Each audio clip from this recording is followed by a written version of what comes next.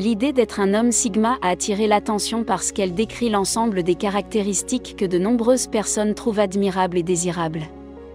À la base, un homme sigma est perçu comme possédant une forme discrète de domination qui ne se manifeste pas nécessairement par un leadership manifeste ou une domination sociale, mais plutôt par une confiance en soi, des compétences et de l'autonomie. Cet archétype est souvent caractérisé comme étant mystérieux, privé et s'écartant des normes sociétales, ce qui le rend particulièrement intrigant. Il est compréhensible que de nombreuses personnes souhaitent s'identifier à cette classification. Cependant, le simple fait d'être introverti, silencieux ou privé ne suffit pas à qualifier quelqu'un de sigma mâle. Il est essentiel de comprendre que l'archétype sigma relève davantage d'une nature intrinsèque et incarne une combinaison spécifique de qualités, plutôt qu'une simple liste de traits de personnalité.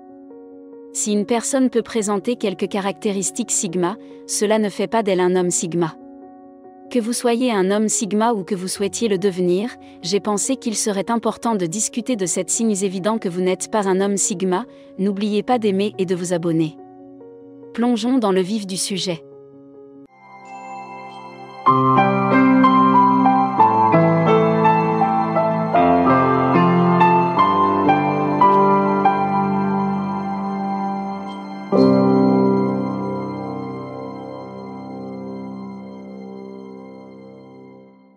Numéro 1, tu ressens le besoin de dire à tout le monde que tu es différent. Si vous avez déjà ressenti le besoin d'annoncer au monde que vous êtes différent ou spécial, il y a de fortes chances que vous ne soyez pas un véritable homme sigma. En effet, les vrais hommes sigma ont une confiance en eux intrinsèque. Ils savent qu'ils sont différents, mais n'ont pas besoin d'être validés par les autres. Ils ne recherchent pas la validation et ne ressentent pas le besoin de s'étiqueter pour se démarquer. Ils sont à l'aise dans leur peau et n'ont pas besoin d'une affirmation extérieure de leur valeur ou de leur singularité. Par conséquent, si quelqu'un affirme constamment qu'il est un sigma, il vaut peut-être la peine de regarder au-delà de l'étiquette. Parce qu'un vrai sigma, eh bien, il préfère être cette force tranquille en arrière-plan. Un faux sigma s'empressera de dire à tout le monde à quel point il est sigma parce qu'il cherche désespérément à se démarquer et à attirer l'attention des autres, ce qui est paradoxal car un vrai sigma ne cherche pas à attirer l'attention. Deuxièmement, vous devez garder vos hobbies ou vos centres d'intérêt. Avez-vous déjà rencontré quelqu'un qui se montre protecteur ou exclusif à l'égard de ses hobbies? Comme s'il gardait un trésor secret? C'est ce que font certaines personnes pour conserver un sentiment d'unicité et de supériorité par rapport aux autres. Ils chérissent l'idée d'être au courant et cela devient parfois une source d'estime de soi. Toutefois, si vous pensez que le gatekeeping est lié au fait d'être le sigma mâle, détrompez-vous, les vrais malades ne jouent pas à ce genre de jeu. Ils n'ont pas besoin de se cacher derrière des passe-temps pour se sentir uniques. Au contraire, elles cherchent à partager et à inspirer. Ils vous présentent volontiers leur centre d'intérêt et sont ravis que vous vous joigniez à eux. Après tout, pour un vrai sigma, le savoir et la passion sont faits pour être diffusés, pas pour être thésaurisés. Troisièmement, vous vous plaignez constamment de tout et de rien. Vous avez peut-être rencontré des personnes qui semblent trouver des défauts dans chaque situation, toujours promptes à se plaindre et à répandre la négativité. De tels comportements sont très éloignés des caractéristiques typiques d'un homme sigma. Les vrais malades possèdent un esprit stoïque, souvent façonné par des années de défis et d'adversité. Ils ont appris à résister aux tempêtes, à accepter le changement et à s'élever au-dessus du bruit. Il ne s'agit pas d'étouffer ses sentiments, mais plutôt de savoir quelle bataille choisir. Pour eux, la vie est trop courte pour les griefs inutiles. Si quelqu'un est continuellement prisonnier d'un cycle de plaintes, il est clair qu'il ne s'est pas encore libéré d'une mentalité de victime et qu'il est loin de l'esprit de résilience d'un sigma. Ceux qui sont constamment pris dans un cycle de plaintes sont considérés comme faibles et fragiles. Tout le contraire de ce que signifie être un homme sigma. Quatrièmement, vous ne faites que refléter les pensées des autres. Dans la société actuelle, il n'est que trop fréquent de voir des gens refléter entièrement les pensées et les idées de leurs amis ou de leur famille. Juste pour s'intégrer. Véritable sigma. Les hommes tracent leur propre chemin.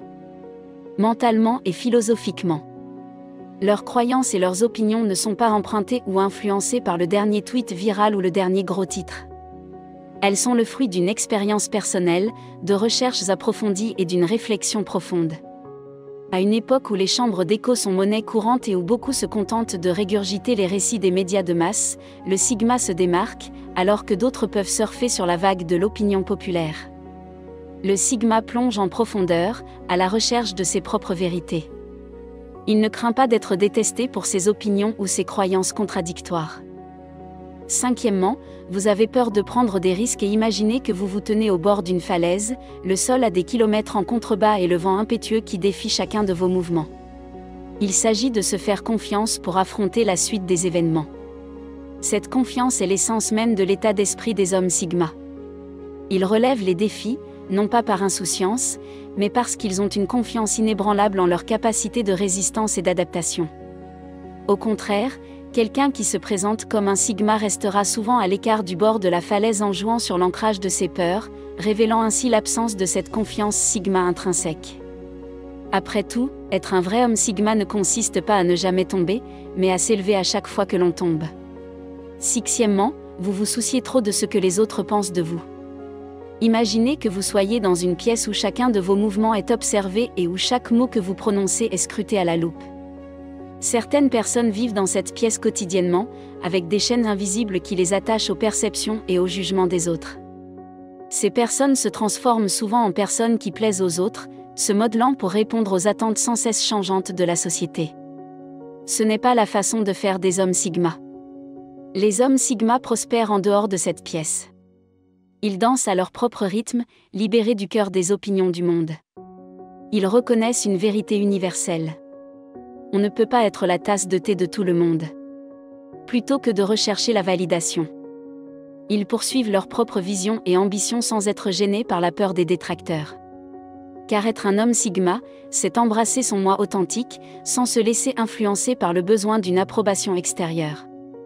Un vrai Sigma comprend qu'il est impossible d'être aimé et accepté par toutes les personnes dans le monde. Il y aura toujours quelqu'un qui ne vous aimera pas pour une raison ou une autre. Septièmement, tu penses que tous les points de cette vidéo doivent s'appliquer à toi pour être un homme Sigma. Le vrai Sigma, c'est que la vie ne consiste pas à s'intégrer parfaitement dans une catégorie, le parcours de chaque individu est fait d'un mélange unique de qualités, de défauts et d'expériences. Bien que certains traits de caractère puissent trouver un écho, l'essence et l'état d'esprit sont les mêmes.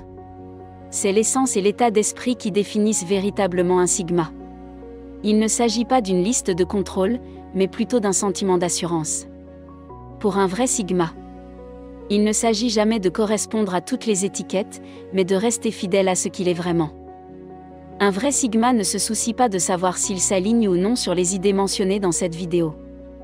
Il peut les utiliser comme référence pour mieux se comprendre dans son cheminement vers la découverte et l'amélioration de soi, mais il ne se préoccupe pas de rentrer dans un moule.